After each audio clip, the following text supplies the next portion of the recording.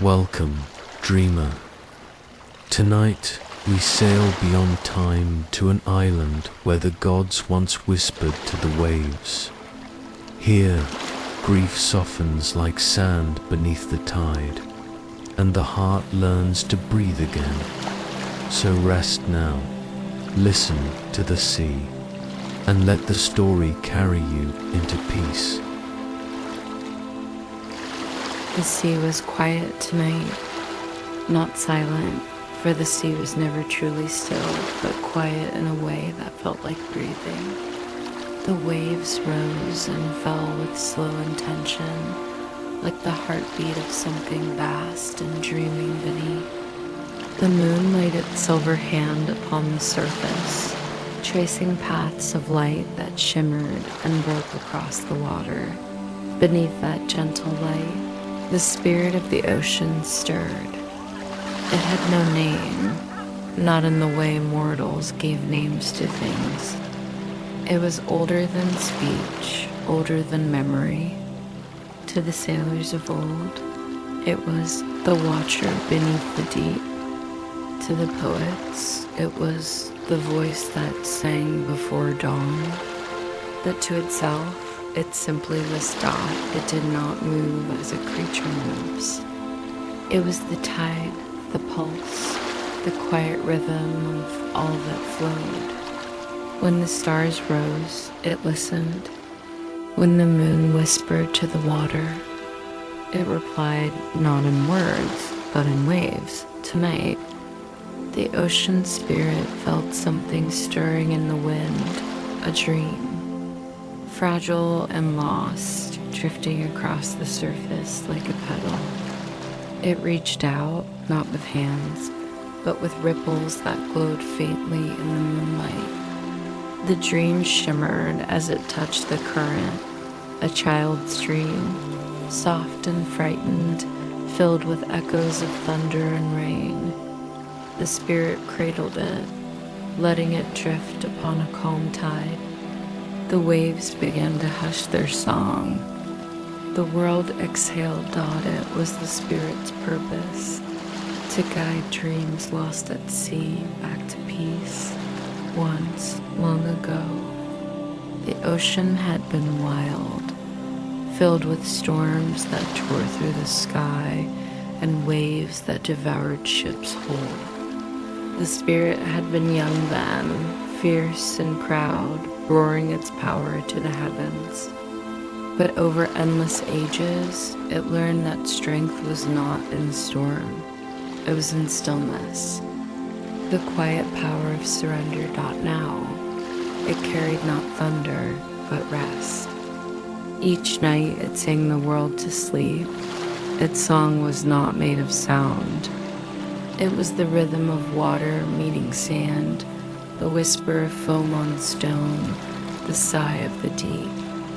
And all who slept near the sea felt it, even if they did not know why their dreams were calm, why their hearts slowed when the tide rose high.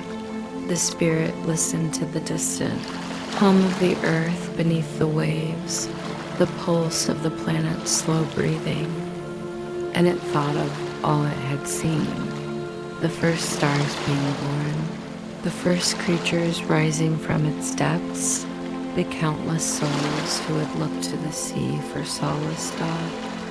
It did not need their prayers, but it cherished their dreams. A small boat drifted far from shore that night, a single lantern flickering at its bow. A traveler lay sleeping inside, head resting on folded arms. The spirit moved toward it, not with intent, but with instinct, the way the tide moves to the moon. The traveler's dream was tangled and restless, full of fear. The spirit touched it gently, letting the waves lap against the wood with a lullaby's rhythm. The fear began to loosen, like knots untying themselves in sleep. The dream softened, filling with color, coral gardens, starlit dolphins. shimmering fish that danced like candles beneath the water. The spirit smiled in its own way, a smile that rippled across 1,000 miles of sea. The travelers sighed in their sleep. The lantern light dimmed, its glow sinking softly into blue dot, and for a long time there was only peace. The spirit rose then, half from the water, half from the dream. Its form shimmered, neither human nor divine, neither male nor female, a shape of light and shadow. The stars reflected in its skin like silver scales. It gazed at the horizon. Beyond the edge of the world, dawn waited. The spirit knew it would fade soon, for it always did, each morning when the sun reached out to warm the sea. But there was no sorrow in that fading, for when the light returned, it would rest. And when night came again, it would wake, eternal, endless. Serene. It drifted once more beneath the surface, sinking through the layers of quiet blue. The deeper it went, the softer the world became, until even the sound of the waves above was gone. There, in the silence, the spirit dreamed. And in its dream, every sleeping heart upon the earth found calm. The ocean slept, but not all of it dreamed. Far beneath the calm surface, deeper than sunlight could reach, the world turned to blue shadow. There, the spirit of the sea drifted through ancient waters, its essence glowing faintly like starlight trapped beneath glass for ages. It had wandered among coral spires and canyons of quiet stone, where creatures with silver eyes floated in slow, graceful circles. But tonight, something stirred within the deep, something unfamiliar, something calling. It wasn't a voice. It was a tremor, faint and uncertain, the kind that only the old tides could feel. The spirit followed it, weaving through gardens of luminous kelp, where each strand swayed like the breath of the world itself. As it descended, the water grew colder, the light dimmer, and the current slower until finally it found the source. Nestled among the bones of an ancient shipwreck was a faint glow, flickering like a heartbeat. It was small, delicate, yet filled with movement, as if the sea itself held its breath to watch. The spirit drew near. It was a dream, but unlike any it had touched before. This one was alive. The dream shimmered, swirling like smoke and water, taking shape as it sensed the spirit's presence. Slowly, it formed into a child, translucent and shifting, made of mist and moonlight, with eyes as deep as the horizon. The spirit regarded it gently. "What are you?" It whispered, though its words were not sound, but vibration, the language of currents and tide. The child tilted its head, listening, unsure. Then it smiled, small and unsure. "I think I'm lost," the child said. Its voice rippled like water touched by wind. The spirit drifted closer, its glow softening the shadows of the wreck. "All dreams are," it replied, "until they are found." The child blinked, puzzled. "Am I a dream?" The spirit circled slowly, its form flickering like moonlight through clouds. "You are what remains of one," it said. "A fragment. A memory of something once wished for but forgotten." The child's gaze lowered. "Then I don't belong anywhere." The spirit's light pulsed once, faint and warm. Everything belongs somewhere. Even what has been forgotten finds its way home. The water trembled around them, not with fear, but with movement. Far above, thunder rolled. The sea began to stir. The spirit looked up, sensing the shift. A storm was waking beyond the horizon. Storms were not rare, but this one felt different. There was sorrow in its wind and longing in its rain. The spirit turned to the child. "You came from above," it said softly, "from the sky's memory. That is why the storm calls to you." The child looked upward, and in its eyes, the spirit saw reflection, clouds, lightning, the pale silver of rain. "I was born when the storm broke," the child whispered. But the light faded, and I fell. The spirit listened. Every word felt like a wave folding into the next, fleeting yet eternal. "Then you are the child of the storm," it said, "and you have drifted into the care of the sea." Outside, the waves began to rise. The surface darkened as the first drops of rain fell, the sea and sky merging, becoming one endless breath. The spirit reached out, letting the water shimmer between its hands. "Do not be afraid," it told the child. "The storm cannot harm you here." The child hesitated, "But I can feel it crying." The spirit paused. "Then perhaps," it said gently, "you are meant to listen." Together, they rose through the deep, guided by pulses of light that shimmered through the water like constellations. As they neared the surface, the world grew brighter. Flashes of silver and white danced above. The waves had become wild. Yet even in their fury, there was beauty, rhythm, breath, music. The spirit lifted its hand, and the sea began to hum. A low, resonant sound, not of anger, but of remembrance. The wind softened, the waves swayed, the child gazed in wonder. "It's singing," the spirit smiled, its light rippling across the sea. "The ocean sings to all who listen. Even storms in their rage long to be understood." The child reached upward, stretching its luminous fingers toward the sky. Lightning flashed, but instead of fear, there was connection. The light from above met the glow from below. For a heartbeat, the two became one. Sky and sea, storm and stillness, joined in a single breath. When the thunder faded, the world felt new again. The storm quieted, the clouds opened, and the moon returned, pale and calm, brushing light across the waves. The spirit looked at the child.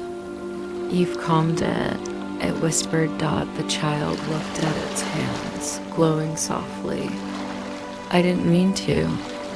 The spirit's laughter was like the rustle of waves on sand. "Dreams rarely mean to heal," it said. "They simply do." The night stretched long and slow. The spirit and the child drifted side by side beneath the stars, their reflections dancing in the gentle ripples of the sea dot. And though no mortal eye would ever see them, the ocean felt quieter that night, as if the entire world exhaled. Just once, in peace, the spirit looked at the horizon and spoke softly, its voice a ripple through the deep. "Every storm must rest. Every dream must drift.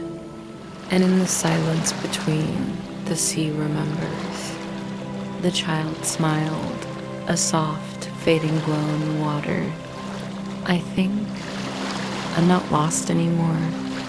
The spirit watched as the light of the child's form began to dissolve into mist, merging with the ocean's endless rhythm. "No," it murmured, "you are found." And with that, the sea was once again alone. But it was a sacred kind of solitude, full, gentle, alive. The world beneath the sea had no borders, no time. It breathed as one endless being, water folding into water, silence melting into silence. The spirit of the ocean drifted far below the light, beyond the reach of moon or current, where the sea grew thick with shadow and old secrets. There, in that quiet abyss, dreams took a different shape. They were not born from mortal hearts, but from memory itself, the long-forgotten whispers of things that once were. The spirit had not visited this part of the sea for an age. It could feel the weight of history here, heavy and patient, like the stones of a cathedral. The water shimmered faintly with pale blue light, not from fish or coral, but from the ghosts of an ancient city that lay beneath, a city the world had once known as the Isles of Allura. Allura had not always slept. Once it had risen from the sea, white towers gleaming in the sun, music echoing through its marble streets. Its people had spoken to the tides, believing the sea was a living God that loved them, and in those days, the spirit had watched over them, unseen but near, a quiet guardian beneath their ships, a voice in their storms, a heartbeat in their songs. But time, as it always does, changed, and when the people forgot to listen, the ocean reclaimed what was once borrowed now. Allura slept beneath miles of blue silence, wrapped in coral and memory. The spirit moved through its ruins, between pillars wrapped in seaweed, arches draped in drifting anemones. Statues lay half buried in sand, their faces soft with age, their eyes forever gazing upward as though still longing for light. As the spirit passed, the water trembled. The dreams of the drowned stirred. They rose in fragments, shapes of light and sound, whispers and laughter, the ghost of a melody that had once danced through the air. It was not sorrowful. It was gentle, like a lullaby that remembered itself after centuries of silence. The spirit closed its eyes, listening. The melody brushed through the currents like silk. It spoke not in words, but in feeling, gratitude, longing, and peace. The city did not mourn its fall. It simply dreamed.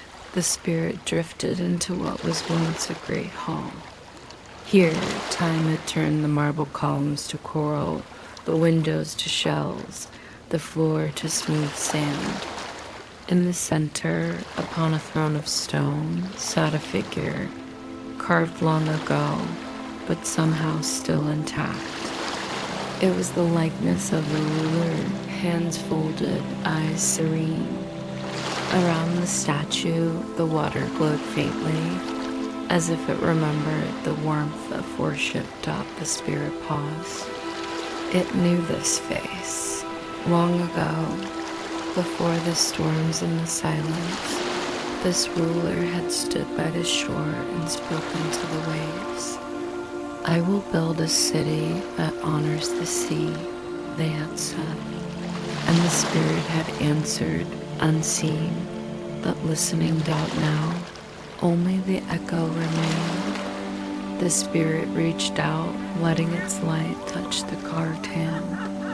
And as it did, the statue began to hum. A voice rose from the stone, soft as sand shifting under tide. "You came back. it said. The spirit's light flickered gently. I never left. The voice was slow, tired, but peaceful. We forgot you. The spirit's reply was almost a sigh. All things forget, it is the way of living. There was silence, then a quiet ripple of laughter, like bubbles escaping to the surface. And yet, said the voice, you are still here. The spirit looked around at the coral that had claimed the walls, at the fish that moved through open arches like wind through grass. Yes, it whispered, because even when forgotten, the sea remembers. The city's light began to pulse softly, in rhythm with the spirit's glow.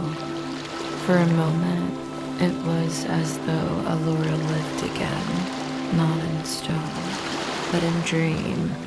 Children's laughter echoed through the water. Lanterns floated between pillars. Music shimmered across the waves. It was not a return, but a remembrance. The sea's way of honoring what had once been. The spirit watched, heartful but quiet. In that dream of a dream, it saw that nothing was ever truly lost. The sea did not destroy, it carried. Every word, every soul, every forgotten name, all drifted within it, forever part of the same endless tide. And for the first time in many ages, the spirit felt something close to joy. When the vision faded, the ruins grew still again, but the water hummed with peace. The spirit turned upward, its gaze following the faint shimmer of moonlight filtering from far above. It began to rise, its form glowing softly as it ascended through layers of calm blue. The current lifted it like a sigh, carrying it toward the open sea. And as it rose, the spirit whispered into the deep, not to be heard, but simply to be felt. Sleep, Allura. Your dream is safe. Above, the waves waited. And somewhere beyond the horizon, dawn was preparing to rise. But for now, the ocean rested. And within that rest, the spirit of the sea drifted once more into stillness, letting its light fade into the rhythm of the world's breathing. The sea was half awake. The line between night and dawn blurred upon its skin, and the world breathed in a rhythm so slow it could have been eternal. The moon was a pale whisper now, slipping quietly toward the horizon, and the stars, those gentle lanterns, began to fade one by one. The spirit of the ocean drifted near the surface, letting the cool current carry its light in long, lazy arcs. It did not rush. It never did. Time moved differently for the sea. Every second was an entire tide, and every tide a life. But tonight felt different. There was a tremor, faint, human, fragile. A dream was wandering between the boundaries of water and sky. The spirit turned its gaze, and there, upon the rippling silver surface, floated a figure, motionless, breath shallow, eyes closed. The sea cradled the body gently, as if unwilling to disturb its rest. It was not the first soul the spirit had found adrift, but this one felt heavier, weighed down by memories that clung like barnacles. The spirit moved closer. The figure's chest rose with slow, uncertain breaths. Around them, the air shimmered faintly, as if the border between waking and dreaming had worn thin. The spirit reached out, not with hands, but with presence, and the water stilled. The soul beneath the surface opened its eyes. They were unlike any mortal eyes, clear and endless, reflecting not fear, but longing. "Am I dreaming?" the wanderer asked. Their voice trembled through the water like a fading ripple. The spirit's light pulsed softly, answering without sound. "You are between." The wanderer frowned. "Between what?" The current slowed, and the moonlight trembled upon it. "Between breath and memory," the spirit whispered. "Between what was and what waits." The wanderer looked around. There was only sea, endless, glimmering, and kind. "Then this is the end?" The spirit shook its head, its form drifting closer. "There are no ends in water, only tides." The wanderer closed their eyes, tears mingling with salt. "I was searching," they murmured, "for a place to rest." The spirit's glow deepened, not brighter, but warmer. "And so the sea brought you here." The wanderer's voice softened. "Will you take me home?" The spirit hesitated. "Do you know where that is?" A silence followed, long, tender, heavy with thought. The wanderer smiled faintly, as if realizing something for the first time. "No, I only know that I'm tired." The spirit moved nearer until its light touched the wanderer's reflection. The image rippled, and for a moment, it was as though they shared a single face, one made of both flesh and tide. "Then rest," the spirit whispered. "The ocean remembers what you've forgotten." The sea began to glow not with fire or storm, but with quiet, pearlescent light, as though the moon itself had dissolved into the water. Beneath the wanderer, memories stirred, fragments of laughter, faces, songs. The scent of rain dot each memory drifted past like soft ribbons of color, some blue, some gold, some fading into silver mist. The spirit watched them with reverence, as one watches falling stars. The wanderer reached out to touch one. When their fingers brushed it, the color melted into warmth, and the tension in their face eased. The spirit spoke gently. "These are not burdens. They are the waves that carried you here." The wanderer's breathing slowed. "I was afraid to let go," they whispered. "Then don't," said the spirit. "Just drift." And so they did. The ocean moved beneath them like a cradle, the stars painting soft trails across the water. The spirit circled them slowly, weaving currents of peace, until even the wind forgot to stir. Above, the first color of dawn touched the horizon, a faint breath of rose and pale gold. The spirit watched, feeling the pull of morning, the soft reminder that soon it must fade. But it stayed a while longer, keeping the wanderer company in the silence between tides. "Who are you?" the wanderer asked, voice small, eyes half lidded with sleep. The spirit's glow flickered, uncertain, then answered in a whisper that echoed through every drop of water around them. "I am what remains when all else rests." The wanderer smiled faintly, lips barely moving. "Then you're a peace." The spirit said nothing, only let the waves hum their lullaby. When the sun finally rose, it was gentle, as if afraid to wake the sea too quickly.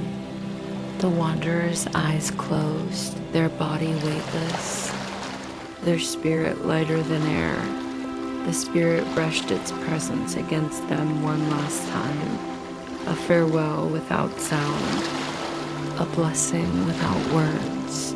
The sea shimmered, and when the next wave passed, the wanderer was gone, not vanished, but carried. The spirit watched the horizon, the line where the sea met light, and whispered softly to the waking world, "Sleep well, dreamer.